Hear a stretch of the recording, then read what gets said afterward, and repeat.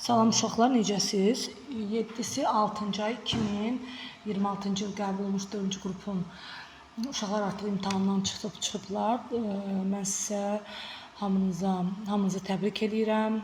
Gözəl nəticələr, nailiyyətlər əldə edəsiniz inşallah. Və keçirəm izahıma. Deməli, 31-ci sual. Qatar NO3-lə reaksiyadan alınan maddələr. Deməli, XNO3-dən 2 dəfə NO2 su, Y2 NO2 su, H2ZO4 NO2 və su. Əgər bizim misalda XNO3-dən 2 dəfə veribsə, deməli, söhbət getdi burada hər hansı bir metaldan. Amma mən dəmirləri konkret çıxardım. Niyə dəmirləri çıxıram? Dəmir qatı və duru nitrat turşusundan 3 vanetli reaksiyaya girir. Qatı ilə də duru ilə də reaksiyaya girdiyi 3 vanetli ona görə sildik.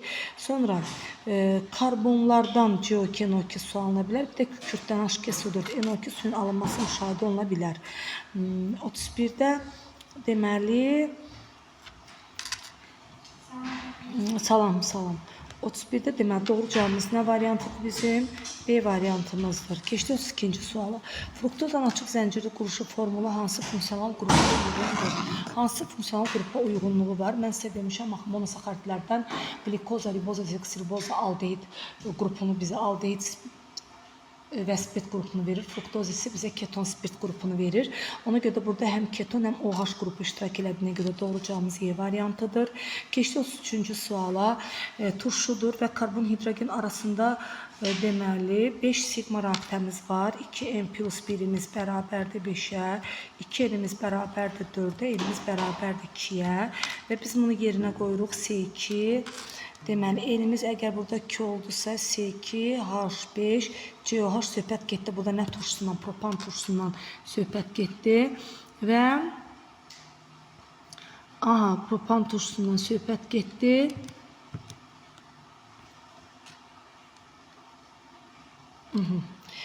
Siniflər arası izomerlərində hidroliz məhsulları, siniflər arası izomerinin hidroliz məhsullarını göstərir. Propan turşusunun sinif arası izomeri hansıdır? Propan turşusunun sinif arası izomeri mürəkkəb efirlərdir. Məsələn, mən bu mürəkkəb efir kimi nəyə götürə bilərəm? Qarışqa turşusunun sağ ol, etil efirini götürə bilərəm və bunun üzərinə suyu gəldiyim anda hidroliz nəticəsində bir qarışqa turşusunun, bir də etil spirtinin alındığını müşahidə edə bilərəm. Bu burada mənə deyir ki, Y gümüş güzgü reaksiyası olsun. Deməli, gümüş güzgü reaksiyası da biz nağda qarışqa turşusunu düz tapmışıq. Deməli, X molekulunda atomların ümumi sayını tapın. X molekulda C2H5OH-dır və ümumi atomların sayı 9-a bərabərdir. Deməli, 33-də bizim doğru variantımız nə variantıdır? Y variantıdır. Bax, beləcənə. Sonra keçdi 34-cü sualımıza. Hansı oksidləşmə reduksiya reaksiyasıdır? Oksidləşmə reduksiya reaksiyası odur ki, oksidləşmə dərəcələr dəyişə bilsin. Məsələn, birinci reaksiyada sinkin üzərinə H-xlor gələrəmsə, sink xlor 2 və hidrogen alındığını müşahidə eləyərəm. Və burada baxıram, sink 0-dan müsbət 2-yə keçdi. Hidrogen də müsbət 1-dən 0-a keçdi. Dəyişənlər var deyə 1-i qəbul edirəm. İkinci sadəcə birləşmə reaksiyası və heç bir oksidləşmə dərəcə burada dəyişmədiyinə görə oksidləşmə reduksiya reaksiyası deyil. Üçüncü halda kalsium karbidin üzərinə suyu gələrəmsə və buradan kalsium OH2-nin alındığını və C2H2-nin alındığını müşahidə eləyərəm və baxıram ki, kalsium karbiddə karbon -1-dən asosiyandə -1-ə, oksigen də -2-dən -2-yə keçilir, heç bir dəyişiklik baş vermir. Deməli, 2 nağdı, bir də 3 oksidləşmə reduksiya reaksiyası deyil. Deməli, oksidləşmə reduksiya reaksiyası olan tənliklər hansı tənliklərdir? Deməli, oksidləşmə reduksiya reaksiyasını bizə verən tənliklər olacaq. 1 olacaqdır. Bir də 4 doğru cavabımız nə variantı? Y variantıdır. Doğrudan da niyə Y variantını götürürəm? Qoyun da sizə bir dənə xəbərdarlıq eləyək. Yəni, daha doğrusu uşaqlara deyək. Karin permanganat qızırtda parça. Alkein üzərinə karin permanganatın gəlinmə reaksiyasıdır. Yazıram eten, CH2, 2 qat rabitə CH2. Üzərinə gəlirəm karin permanganatın suda məhlulunu və buradan əmələ gəlir 2 atomlu spirt. 2 atomlu spirt, bəli, CH2OH. CH2OH, üzərinə gələk kalium OH, üzərinə gələk mangan O2. Я тебе призвоню, хорошо? Sonra, indi isə gəldik biz sizlə 35-ci suala. İndi isə gəldik amonium sulfat. Amonium sulfatda hansı maddələrin əlavə etdikdə reaksiya axıra qədər gedir. Barium xlorid. Barium xlorida əlavə edəndə reaksiya nətər baş verir? Gəlin baxaq. NH4 xlor üstə gələ barium SO4. Reaksiya axıra qədər getdi. Çünki çöküntümüz alındı. Amma amonium sulfatının üzərinə xlor turşusunu gələ bilmir. Xlor turşusu sulfatı çıxara bilmir. Bir də amonium sulfatı mən üzərinə deməli gəlirəmsə əgər natrium hidroksid qələfsin reaksiya axıra qədər gedir. Natrium 2SO4 əmələ gəlir və buradan NH4OH çıxır. NH4OH da nəyə parçalanır? Gəlin baxaq. NH2 bir də nəyə? Suya. Vəsiyo. Deməli doğru cavabımız 1-1-dir, bir də 3-dür. 2 nağdı səhvdir. 4-cü sual. Amonium sulfatının üzərinə kalium nitrat gələcəm. Amma orada heç bir çöküntü qaz su alınmadığına görə reaksiya axıra qədər getmir. Mən 1 və 3-ü doğru sayıram. 1 və 3 məndə hansı variantdır? A variantıdır. Keçdim 36-cı sualın həllinə. Amin turşusudur. Tripeptidin kütləsi 231-dir. Tripeptid 3 amin turşusundan alınır. Tripeptid üzərinə gələk 2 molekula su. 2-ni vururam mən burada. Dəqiqə 3'ü vururam. 200 tripeptidin molar kütləsi 231'dir deyir. Aha.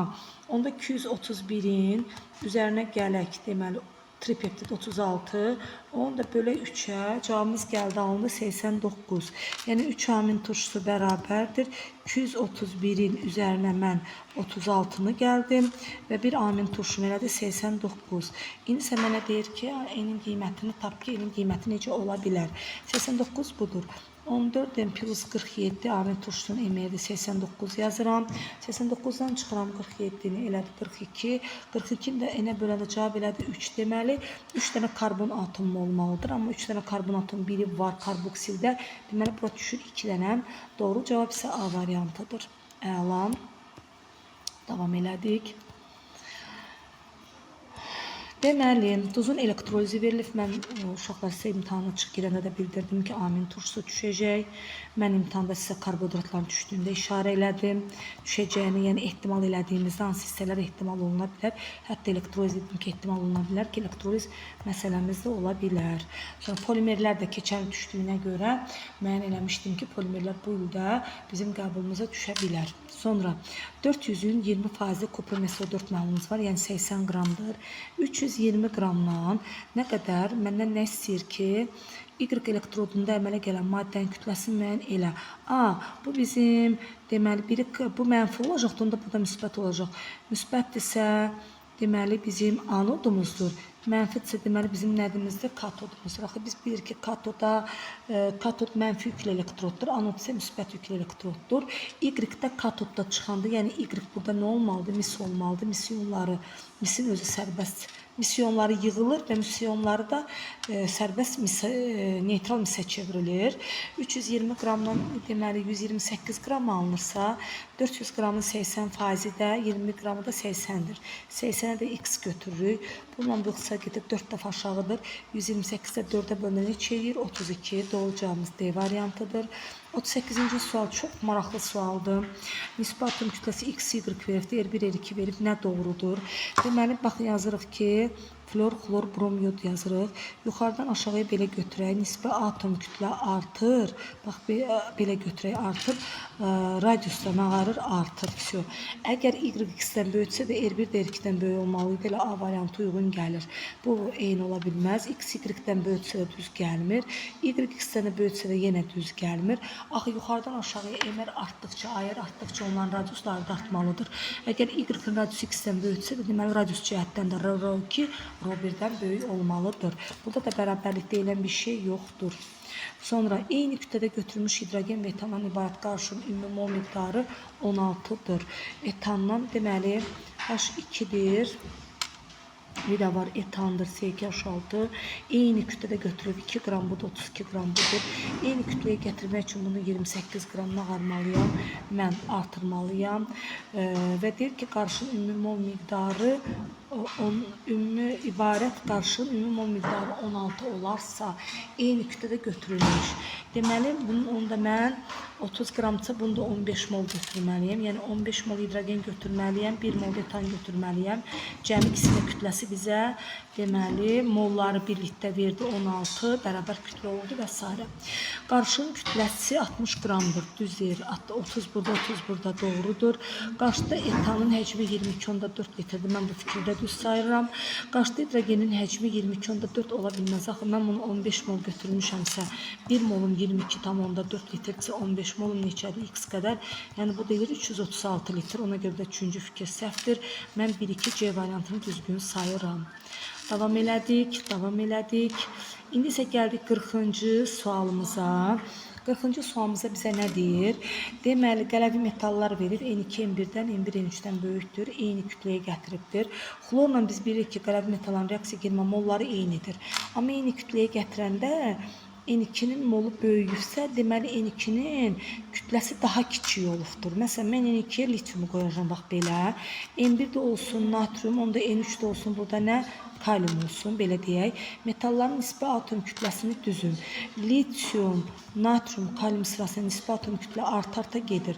Natrium A1-dir, litium A2-dir, kalium da A3-dür. Deməli, A2, A1, A3.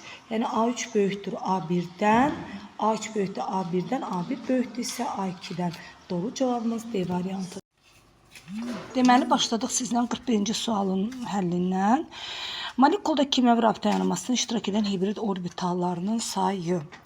Biz bilirik ki, NH3-də də azot sp3 hibrid vəziyyətindədir. Suda da oksigen sp3 hibrid vəziyyətindədir. CH4-də də karbon sp3 hibrid vəziyyətindədir.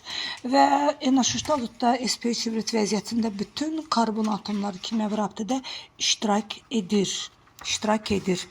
Yəni 4 dənənin yalnız xeyr 3 iştirak edir. Suda sp3 hibrid orbitalının 4-dən ikisi iştirak edir. CH4-də isə hamısı iştirak edir. 4 iştirak edirsə CH4-dən söhbət gedir. 3 iştirak edirsə NH3-dən, ikisi iştirak edirsə sudan. Doğru variant D variantı. Yəni ki, siz necə uşaqlar? NH3-də 4 dənə hibrid buludu var. Bax, belə çəkirəm, amma 3 təpəsi hidrogenlə örtülür. Bir təpəsi cüt elektronla, nətər deyim sizə, boş qalır. Və 4 dənə deməli qolun yalnız neçəsi iştirak edir? 3 iştirak eləmiş olur. Bax, belə. Sonra keçdik 42-ci sualın həllinə. 42-ci sualda bizə nə deyir? Gəlin diqqətlə baxalım. R1 və R2 alkil radikallar birləşdikdə izomer olmayan alkan əmələ gətirir. X molekulu üçün hansı ifadələr doğrudur? R1 və R2 alkil radikalları birləşdikdə izomeri olmayan alkan əmələ gəlir. Deməli, mənim əgər başa düşdüm, izomeri olmayanlar hansılardır? Metan, etan, propan. 100%. R1-imizin birini bizə metil kimi götürüb, birini isə etil kimi götürübdür. Və metil və etil birləşdi mi? Metil və etil birləşdi, izomeri olmayan bir alkan, yəni propan əmələ gəldiyi müşahidə olundu. Deməli, indi isə bizə deyir ki, X haqqında danış. Gəlin bir dənə diqqətlə hələ hesablamamızı aparaq görək. Bizim nəyimiz əmələ gəlir? Deməli, CH3, CH xlor, CH2, CH3. Mən bunun üzərinə kalium OH-ın spirtdə məhluluna təsir etdikdə, kalium xlorla OH hidrogendən aparır, kalium xlor və su əmələ gəlir. Və eyni zamanda buradan nə çıxır? CH3, CH, 2 qat CH, CH3 deyilən buten 2 birləşməsi əmələ gəlir. Nə doğru deyil? Karbon-karbon arasında rabitələrin sayı 4-dür. Sigma, bu səhvdir. Karbon-karbon arasında sigma rabitələrin sayı 3 dənə olmalıdır. Ümumi rabitə desə 4 dənə idi. Sigma 3 dənədir. Kimya forması C5H10, bu da doğru deyil. Yəni 1, 2 nağdı doğru deyil. Karbon atomların hibrid orbitalların ümumi sayı 14-dür. Hibrid orbitalların sayını biz 4n -2 ilə hesablayırıq. 4'ü vurduq 4'e -2, 14'e bərabər 3 doğru fikirdir. Homoloq sırada 4, homoloq sıranın 3-cü nümayəndəsidir. Bəli, 1-ci nümayəndə etilendir, 2-ci nümayəndə propendir, 3-cü nümayəndə butendir. Doğrudan da buten gəlir 3-cü nümayəndəyə düşür. Karbon, hidrogen arasında rabitlərin sayı 6 sözü səhvdir. Karbon, hidrogen rabitlərin sayı 8-ə bərabərdir. Çünki C4H8 formuluna malikdir, 5 də səhvdir. Deməli, burada mən doğru cavab 42-də nə variantı deyərdim? 42-də Doğru cavabı biz B variantı deyirik. Bax beləcənə. Sonra davam elədik. Gəldik 43-cü. Aha, 43-cü sualımızın həllinə. Hansı ifadə kükürt üçün doğru deyil? Suda həll olunur. Bəli, doğrudur. Bu fikir yəni bizə lazım deyil. Hidrogen reaksiyada reduks edicidir. Axı hidrogen üstə kükürt gəndə mən H2-yə salıram. Kükürt sıfırdan -2-yə keçirsə oksidləşdirici rolunu oynayır. Ona görə 2 doğru deyil, bizə 2 lazım idi. Oksigen reaksiyada reduks edicidir. Əgər mən kükürdün üstünə oksigen gələramsa və SO2 alaramsa, kükürt sıfırdan -4-ə keçərsə reduks edici rolunu oynayar. Bu doğru fikirdir. Bütün halogenlər reaksiyaya daxil olur. Xeyr, kükürt halogenlərdən yod ilə qarşı təsirdə olmur. Fikir deməli bizə lazım olan fikirdir. Doğru deyil desə 2 və 4. Doğru cavabımız nə variantıdır? Y variantıdır. Deməli 43-cü sualda doğru variantımız Y variantıdır.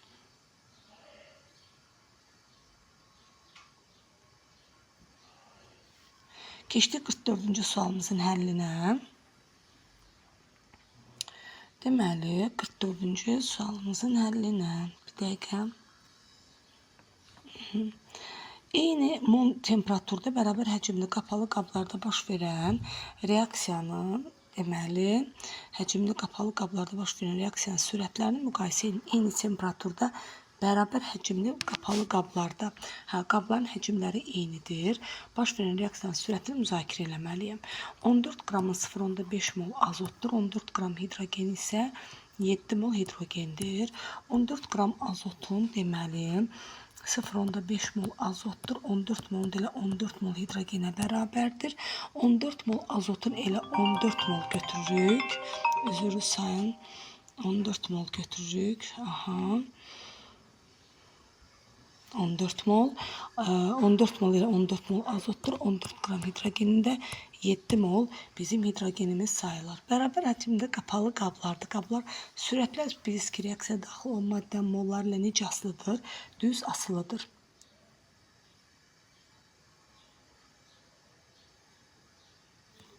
Düz asılıdır və molu çox olanın təbii ki sürəti böyükdür.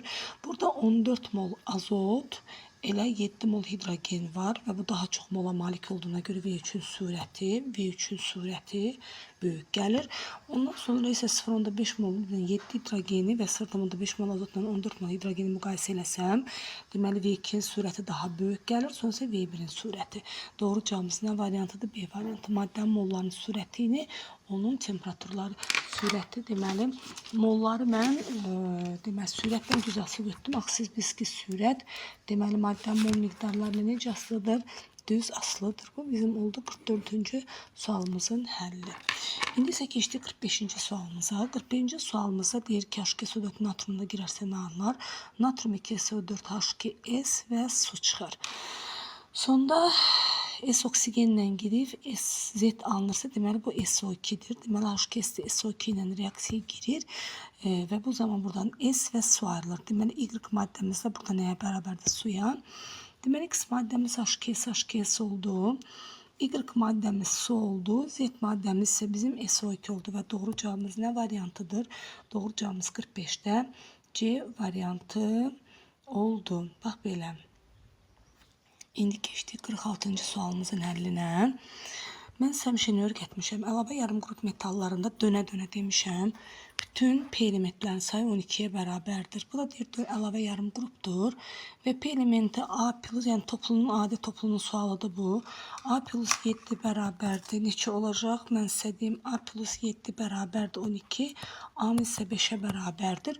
P-miz 12, A-mız 5-dirsə, bu da 7-yə bərabərdir. Hesablayırıq. 7-nin üstündən 12, 19, 19 üstündən 5 gəndə 24 eləyir. 24-dürsə, 24-də mən sizə nə öyrətmişəm? Uçurum baş verir. 3D5, 4S1 formuna malikdir. Bir ona görə səhvdir. 6-cı B qrup elementi düzdür. 6 kütləşməmiş elektron var sözü doğrudur. Qeyri-metal sözü səhvdir. Bütün D elementləri metallar sırasına daxildir. Doğru versiyamız 2-3 A variantıdır. Deməli 46-da mənim doğru variantım A variantıdır. Keçdim 47-ci suala. 47-ci sualda bizə nədir? 47-ci sualımızda eyni mol miqdarda götürülmüş hansı metal reaksiyasında daha çox turşu sərf olunur? Mən valentlikləri eyni olanlara baxıram. Sinkdir, magneziumdur. Bax, dəmirdə xlor turşusuna reaksiya girdikdə iki valentlik girirlər və eyni mol miqdarda ayrılacaq. Bir dənə köklənirəm alüminium və natriuma. Alüminium üzərinə H xlor gəldikdə əlbəttə valentinin yarısı qədər olmalıdır. Bax, sinkin valentinin 2-dir. 0,5 1 mol, magneziumdan 1 mol, dəmirdən 1 mol, natriumun 1 molundan 0,5 mol hidrogen ayrılır. Amma alüminiumun 1 molundan isə 1,5 mol hidrogen ayrıldığı müşahidə olunur. Alüminium xlor plus hidrogen 3, 2, 6, 2 gördünüz. 2 moldan 3 mol hidrogen ayrıldı. Yəni 1 moldan da 1,5 mol hidrogen ayrıldığı müşahidə olundu.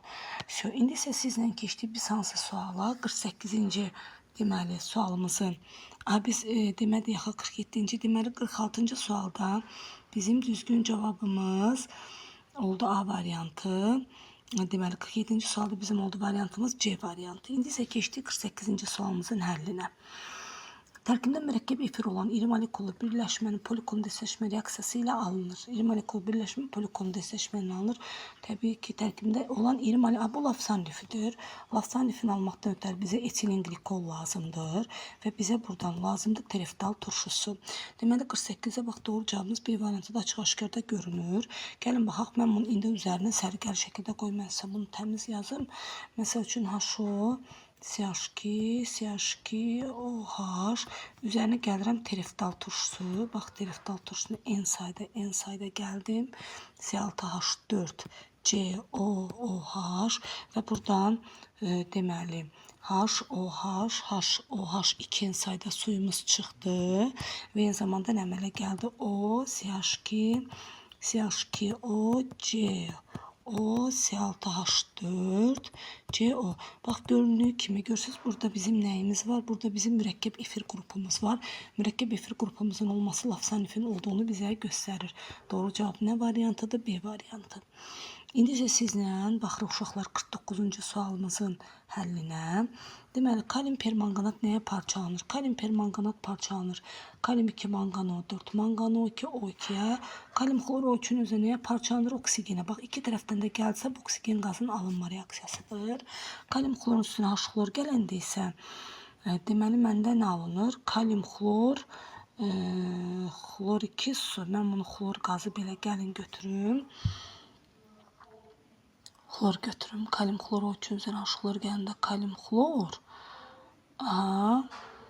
Deməli, kalium xlor O3 nəyə parçalanır? Gəlin bir dənə baxaq. Parçalanır kalium xlora və oksigenə. Əla. İkincisi, kalium permanganat nəyə parçalanır? Kalium 2 mangan O4-ə, mangan O2-yə, bir də O2-yə. Gördünüz, ikisini də bağlayan oksigen var. Doğrudan da burada bizim doğru cavabımız Y-də oksigen qazının olmağıdır. Bura kimi bildik. Əla. Deməli, indi isə gəlin baxaq. Kalium xlor O3, üstünə H xlor gələndə nə alınır? Üstünə H xlor gələndə kalium xlor alınır, xlor 2 qazı alınır və su əmələ gəlir. Deməli, X maddəsi elə bir maddə olmalıdır ki, onun elektrozla oksigen ayrılsın. Onda mən buradan xloru silməliyəm və bura suyu yazmalıyam. Artıq mən Y-in oksigen olduğunu, X-in də su olduğunu müəyyən elədim. İndi gəlin reaksiyalara baxaq. X kuprunla reaksiya girirmi? Xeyr. Y oksigen CO ilə girərsə CO2 alınır fikri doğrudur. X su kükürtlə girərsə xeyr. Y oksigen amoniakda yanır və oksidləşir, doğrudur. X sudur, florla reaksiya girirmi? Bəli. Doğru ifadələrimiz 2, 4 və 5. 2, 4 və 5 olduğumuza görə nə variantıdır burada uşaqlar? Doğru cavabımız olacaq C variantı. 2, 4, 5. Keçdik 50-ci suala. X maddəsi üçün nə doğrudur? X maddəsi H-spirt oksidləşəndə nəyə çevrilir? Sirkə aldehidinə çevrilir. Deməli, onda X maddəsi də burada nə aldehididir? Sirkə aldehididir. Sirkə aldehidi hidrogenləşdirəndə H-spirtinə çevrilə bilər. Doğru variantımız nə variantıdır? A variantı. Davam elədik 51-ci sualdan. Benzol və tololdan ibarət 20 qram qarışığa kalium permanganatda məhlul ilə oksidləşməsi zamanı üzüm maddələrdən biri tam sərf olunur. Oksidləşən əlbəttə ki, tololdur. Gəlin tolol oksidləşdirək. Benzol oksidləşmir. Tololun oksidləşməsinə səbəb onun yan zəncirinin olma prosesidir. Oksidləşmə nəticəsində kalium permanganatın iştirakı ilə benzoid turşusu əmələ gəlir. Bir də su molekulları meydana çıxır. Amma burada yenə deyirəm 3 molekula oksidimiz var və mənim əmələ gəlir 122 qram bu maddə. 122 qram bu maddə əmələ gəlirsə tololum 92 qram sərf olunur. 12,2-yə görə isə 9,2 qram tololum sərf olunur. 20 qramdan 9,2 qramı çıxdım. 20 qramdan 9,2 qramı çıxıramsa, gəlin hesablamamıza baxaq. 20-dən çıxıram 9,2-ni, mənim əlimdə qalır 10,8 qram benzol və 10,8 də bölərəm 20-yə, vuraram 100-ə. Vuraram 100-ə, çünki benzolun faizini çıxardıram, elə də 54%. Və doğru cavabım nə variantıdır? C variantı olduğunu tapıram. Bax, beləcənə, əla. Suallar qəşəng suallar idi. İndi isə keçdik 52-ci sualımızın deməli həllinə. 52-ci sualımızın həllində bizə nə deyir? Deməli, etil spirti və 9,2 qram etil gliserin var. Natrumla reaksiya girdi. 5,6 litr bizim hidrogenimiz ayrıldı. Gəl baxaq görək gliserindən hələ nə qədər hidrogenimiz ayrılacaq. Çünki gliserimiz məlumdur. Gliserindən ayrılır 1,5 mol hidrogen. Biz bunu bildik. Deməli, 33,6 litr hidrogen ayrılarsa gliserin 92 qramdır. Aha. Bəs 9,2 qram olarsa gliserin nə qədər olar? 3,136 litr hidrogen ayrılır. Ümumi qarşıda 5,6-dır. 5,6-dan çıxıram. Deməli, mən 3,136-nı. Deməli, 5,6-dan mən 3,136-nı çıxdımsa, yerdə qaldı 2,24 litr. Deməli, etil spirtindən düşən hidrogen. Etil spirtindən də OH-ın sayı qədər 0,5 mol hidrogen ayrılır. 11,2 litr hidrogen ayrılarsa etil spirti 46 qram girər. Bəs 2,24 litr olarsa etil spirti nə qədər reaksiya girər? 9,2 qram. Всё. Qarşılıqda etil spirtin kütləsini tapın. Doğru variant nə variantıdır? Y variantıdır. Yəni, bizdə isə ki, deməli, hansı sualı biz baxdıq bu dəqiqə sizinlə? 52-ci sualımıza baxdıq. Doğru variantımız nə variantıdır? Aha, Y variantıdır. Deməli, hələ qutarmamışıq axı. İncə gəldik 53-cü sualımızın həllinə. 53-cü sualımıza nədən danışırıq? Deməli, 4,4 qram mürəkkəb efir var. Bunun hidrolizi nəticəsində 2,3 qram doymuş bir əsaslı karbon turşusu, 3 qram doymuş bir atomlu spirt alındı. Deməli, mən sizə necə öyrətmişəm? Efirin üzərinə suyu gəlirik və bu zaman turşu və spirt meydana çıxır. İndi gəlin baxaq, 4,4 qram efirdir, 2,3 qram turşudur, spirt də 3 qramdır. Siz bilirsiniz ki, sol tərəf, sağ tərəfə nə olmalıdır? Bərabər olmalıdır. Gəlin baxaq, 2,3-ün üzərinə, deməli, biz 3-ü gələndə bizim aradasa, deməli, 5,3-ümüz eləyir də. 4,4-ün üstünə x gələrəm eləyər 5,3. A, 5,3. 5,3-dən çıxıram 4,4-ü. Elədi 0,9. Deməli, burada 0,9 qram suyum var. 0,9 qram suyum varsa, 0,9 qram suya görə 4,4 qram efir giribsə, 18 qram suya görə nə qədər efir girməlidir? 88. Efiri 14 plus 32-ni mən 88-ə bərabər eləyirəm. İndi 88-dən çıxıram mən, çıxıram 32-ni. Neçə elədi? 14 enim 56 elədi. Enim də burada 4-ə bərabər oldu. Deməli, belə çıxır ki, mənim efirimin tərkibində 4 dənə mənim nə atomum var imiş? Karbon atomum var imiş. Yəni, bu qədər rahat. İndi keçdik 54-cü suala. Azalma ilə işləmək lazımdır. Yəni, mən buna dəfələrlə buna uyğun xeyli test işlətmişəm. Deməli, azotla hidrogen reaksiya girdi və buradan amoniakın alındığı müşahidə olundu. Müəyyən şəraitdə hidrogen və azot arasında baş verən reaksiya nəticəsində alınan qaz qarşılığı ümumi mol miqdarının zamanın asıllıq qrafiki verilmişdir. 4 litrdən 2 litrə düşürüksə 2 litr azalmamız var. var. 120-dən də 96-ya düşürüksə, deməli 120-dən 96-ya düşəndə bir dəqiqə 120 çıxıq 96 bizim 24 litr azalmamız da burada var. 24 litr azalmamıza görə hidrogenimiz nə qədər girib bilmirəm. 4 litr azalmamıza görə hidrogenimiz yox 2 litr azalmamıza görə bağışlayın. Hidrogenimiz 3 litr reaksiyaya daxil olub. Deməli 24-ümüzü vurarıq 3-ə, bunu da bölərik 4-ə. Cavabımız gəldi burada neçə alındı? 18. Deməli biz bu cavabda hansı cavabı meydana çıxartdıq? Mən 18 aldım. Bir dəqiqə hesablamamıza bir də baxaq. 4-dən 2 çıxanda 2 litr azalmamız var. Əla. 24 litrdə azalmamız burada var. 2 litr azalmamıza görə deməli reaksiya daxil olan və alınan qaz qarşılığı ümumi mol miqdarı zaman asılılıq qrafiki olaraq dəyişmə qrafiki verilmişdir. Tabir anına qədər reaksiya daxil olmuş hidrogenin mol sayını hesablayın. Tabir anına qədər daxil olmuş. Bəli. 24 litr azalmamıza görə nə qədər hidrogen reaksiya daxil olub bilmirəm. 2 litr azalmamıza görə isə bizim deməli bu qadarımız daxil olub. Deməli 24-ümüzü vuraq 3-ə. Onu da bölək 2-yə. Mən hesablamanı səhv aparmışam. Uşaqlar üzr sayın. Burada 36 düz hesablama misal düzdür, yolum düzdür. Hesablamaya diqqət eləməmişəm. Cavab 36-dır burada. Əla. İndi isə keçdik sizlə gözəl bir məhlul, deməli məhlul məsələsinə. Şu əla. Əlimdə kalium hidroksidin 28% məhlulu var. 28% məhlul nə deməkdir? Yəni bunun 72% sudan ibarətdir. Bunun 28% kalium hidroksiddən ibarətdir. Məhlulda atomların sayını tapaq. Kalium OH-ın özü neçə qramdır uşaqlar? 56 qramdır. Deməli 28 mən kalium OH-ın suda məhlul 28%-li deməli məhlul tapdım da. Məhlulda atomların sayını bir də suyu qoyun götürək. Deməli mən suda əslində 18 qramdır belə götürək. Bunun burada elə bil ki kalium OH-ın suda məhlulu 28% məhluldur. Yəni 100-ün 28%-ni götürürsə 28 qramını götürürük.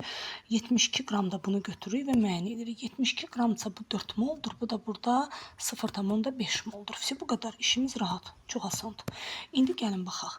Deməli, kalium OH 0,5 mola bərabərdir. Gəlin görə hidrogen atomlarımız nə qədərdir? 0,5 hidrogenimiz buradadır. 8 hidrogenimiz də buradadır. 0,5-in üstünə 8 gələndə 8,5 eləyir. Oksigenimiz nə qədərdir? 0,5 oksigenimiz buradadır. 4 oksigenimiz də buradadır. Bu da elədir 4,5. Bu qədər. Gəlin hesablamalarımızı aparaq. B bölək A-ya. Yəni 8,5-i bölürəm. Neçəyə? 0,5-ə. Elədi 17. Birinci cavab doğrudur. Keçdim ikinciyə. B'miz nə qədərdir? 8,5. 8,5-i bölürəm. C-nin qiyməti neçədir? 4,5-ə. Deməli 8,5-i 4,5-ində xeyr 8 qiymətini bizə vermir. Keçdik. C neçədir?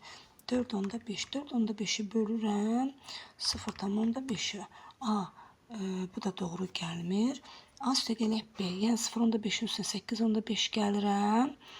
9 eləyir. 9-u da mən bölürəmsə 4,5-i 2 eləməlidir və doğru cavab da gəldi. Deməli, mənim doğru cavabım nə variantıdır? 1 və 4. Yəni, sadə məhlul məsələsi idi. Valla bunu işləmək rahat ola bilərdi. Yəni, mən məhlul məsələsini daha mürəkkəb gözləyirdim. Amma çox sadə çıxdı. İndi isə gəldik natrium OH plus H3PO4. Natrium OH-ın üstünə H3PO4 gəldiyimiz anda nə alınır? Natrium 3PO4. Bilmirik nə alınır. Elə bir dəqiqə qoyun bunu quraq. Nə alındığını yazıb zaten. Natrium H2PO4 üzərinə gəlib 2 molekula net. Yoxsa 1 molekula suyun çıxdığı müşahidə olunur. 40 qramdan 98 reaksiya giribsə 8 qramdan da X girib. Burada gəldi cavab elədi 19,6. Bu da rahat idi. İndi isə gəlin 57-ci suala bir-bir oksidləşmə dərəcələrini quraq, hesablamalarımızı aparaq. Kalsium xlorik üstə gələk, kalsium xlor O-dan 2 dəfə üzərinə gələk su, keçdik ikinci tənliyə. Sin xlor 2 plus hidrogen, keçdik üçüncüyə. Kalium xlor O3. Burada mən səhv elədim. Kalium xlor O3-dən 2 dəfə temperaturda verir su. Sonra gəldik buna kalium xlorun oksigen alıntısı. Axırıncısına gəldik manqan xlor 2 və su. Rüçkanın rəngini dəyişirəm ki, hesablamaını rahat aparım. Xlora baxırıq. Xlor 0-dan keçdi -1-ə, müsbət 5-ə. İkincidə xlor -1-dən xlor -1-ə, üçüncüdə xlor 0-dan -1-ə, müsbət 5-ə, xlor müsbət 5-dən D-də keçirəm -1-ə və nəhayət xlor -1-dən 0-a keçdi. Əla. Xlor harda reduks edici oldu? Xlor reduks edici oldu. Bir dəqiqə baxaq. Y variantında. Çünki -1-dən 0-a keçdi. Bir də Y variantı. Xlor harda oksidləşdirici rolunu oynadı? Xlor D variantında. Çünki müsbət 5-dən -1-ə keçdi. Gördünüz, bu oldu D variantı. Harda həm reduks edici, həm oksidləşdirici oldu. Bura isə A və C variantları uyğun gəldi.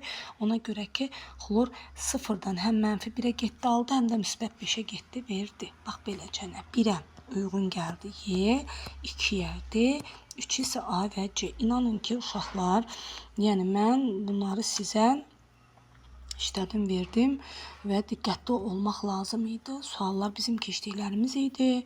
Həqiqətən də işləmək mümkün idi. Hətta situasiyanın imtahandan çıxan günü mən sizə yazıb izahını da atmışdım. Oca rahat gələr, amma bir əldə yeni izah eləyim. Sonra sulfat turşusunun suda məhlulu 490 qram duru məhluldur, dəmir lövhə əlavə olunmuşdur. Duru sulfat turşusu dəmirin üzərinə gəlirik və buradan bu zaman dəmir SO4 və hidrogenin ayrıldığını biz müşahidə edirik. Və dəmir lövhə salındı T1 anında. T1 anından sonra lövhə məhluldan çıxarıldı və məhlula maqnezium əlavə olundu. Lövhə çıxarıldısa, sulfat turşuda tam sərf olundusa, bu lövhə də çıxarıldısa, yerdə təkcə dəmir SO4 qaldı. Dəmir SO4-ün üzərinə maqneziumu gəldi. Mən bu zaman nə aldım deyə bilərsiniz? Maqnezium SO4 və dəmirin alındığını müşahidə elədim. Və sizə mən inandırım ki, bu zaman lövhənin kütləsinin 3,2 qram artdığını mən müşahidə elədim. Deməli, baxaq. Maqnezium lövhə 24 qramdır, salınıb və 56 qram kütləsi qalxıb. Və nə qədər artım? 32 qram. Maqnezium lövhənin kütləsi artıb. Əgər maqnezium lövhənin kütləsi artıbsa, siz burada bilməlisiniz ki, məhlulun kütləsi azalmalıdır. Məhlulun kütləsinin azalmasını mən sizə dəfələrlə izah eləmişəm ki, lövhənin kütləsi artdığı anda məhlulun kütləsi azalır, məhlulun kütləsi artdığı anda lövhənin kütləsi azalır. Yəni, bir-birini nə edirlər? Əksinə olan proseslərdir. 32 qrama görə mənim dəmir SO4-üm 1 moldursa, 3,2-yə görə 0,1 mol dəmir SO4 duzum var. Eyni zamanda maqnezium SO4 delədir. 32 qrama görə 1 mol maqnezium SO4 isə 3,2-yə görə də yenə 0,1 mol maqnezium SO4 duzum var.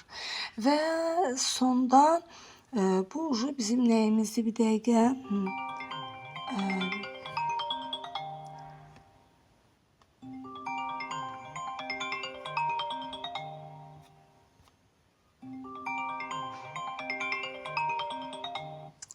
Üzr istəyirəm uşaqlar, telefonum 20% azaldığını müəyyən edilir.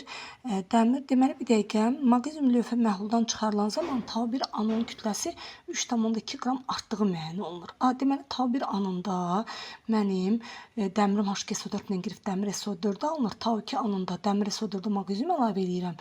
3,2 artdığını müşahidə edirəm. Məhlulda dəmir duzunun mol miqdarı isə 20% azalır. Dəmir duzunun 20% azaldığını gəlin sizlə müəyyən eləyək. Baxın uşaqlar, dəmir duzunun 20% azaldığı necə olur? 20% isə mən 0,1 mol dəmir SO4 aldım. 100%-ə görə isə X-dir. Deməli, mənim başda 0,5 mol dəmir SO4 duzum var imiş. Deməli, mən başda dəmir üzərinə H2SO4 gəldiyimdə nə alınır? Dəmir SO4, bir də hidrogen əmələ gəlir. Deməli, başda mənim 0,5 mol dəmir SO4 var imişsə, 0,5 mol dəmirim, 0,5 mol turşum, 0,5 mol hidrogenim var imiş. Amma 0,5 mol dəmir duzunun 0,1 molunu mən qəbul edirəm, götürürəm. 0,1 mol maqneziumla reaksiya aparıram. Bu zaman 0,1 mol maqnezium SO4 duz alınır və 0,1 mol da deməli, dəmir meydana çıxır. Deməli, bu qədər. Yəni, mən dəmir SO4 duzum 0,5 moluymuş, onun 0,1 mol reaksiyaya daxil olub, 0,4 molu artıq qalır və sonda 0,1 mol maqnezium sulfat yaranır. Əla. Son məhlulda natrium OH əlavə edilən zamanı ağ və yaşımtıl çönküdən ibarət qarışığın alınması müşahidə olunur və yəni yerdə qalan dəmir sulfat və yerdə qalan maqnezium sulfatında natrium hidroksidlə reaksiya apararaq yaşımtıl ferum 2 hidroksidin və ağ maqnezium hidroksidin bağışlayın alındığını müşahidə eləyə bilirəm. İndi mənə nə deyir? Deyir ki, 58-ə müvafiq hesablamaları qeyd etməklə cavab vərəqində dəmir duzunun mol miqdarından asılılığını göstər. Cavab vərəqində vərəqində mən uşaqlarla dəqiqləşdirdim ki, tau 1 və tau 2 anında istəyir dəmir duzunu. Dəmir duzu 0,5 mol yaranır. 0,5 mol dəmirdən dəmir duzu yaranır və 0,4 molu artıq qalır. Tau 1 anında yaranır və tau 2 anında qalır. Bax beləcənə. Bax belə. Qrafiki, üzrü sayın qüvvədən qrafiki bir də səliqəli çəkək. Şu. Aha. Və məndən maqnezium sulfatın kütləsini istəyir. 1 mol maqnezium sulfatın kütləsi 120 qramdırsa, bu dəmir SO4 duzunun mol miqdarının zamandan asıllığıdır. Və 0,5 mol neçə qramdır maqnezium sulfat duzunun kütləsi? Təbii ki, 12 qramdır. Bu qədər. Turşu məhlulunda H2SO4-ün kütlə payının 59-a baxıram. Turşu məhlulunda H2SO4-ün kütlə payını hesablayın. Omega bərabərdir.